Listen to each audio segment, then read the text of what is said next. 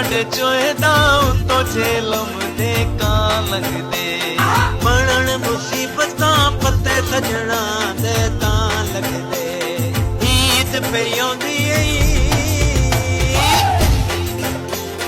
ਮੈਂ ਥਾਂ ਤੇ ਢੋਲਾ ਚੋਏ ਕਿਸੇ ਨਾਲ ਵੀ ਇੰਜ ਨਾ ਹੋਵੇ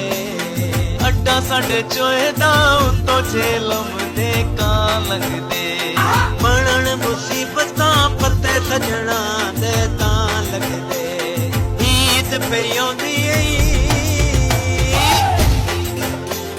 ਮੈਂ ਥਾਂ ਤੇ ਢੋਲਾ ਚੋਏ ਕਿਸੇ ਨਾਲ ਵੀ ਇੰਜ ਨਾ ਹੋਵੇ ਅੱਡਾ ਸਾਡੇ ਚੋਏ ਦਾ ਉੱਤੋਂ ਛੇਲਮ ਦੇ ਕਾਂ ਲੰਘਦੇ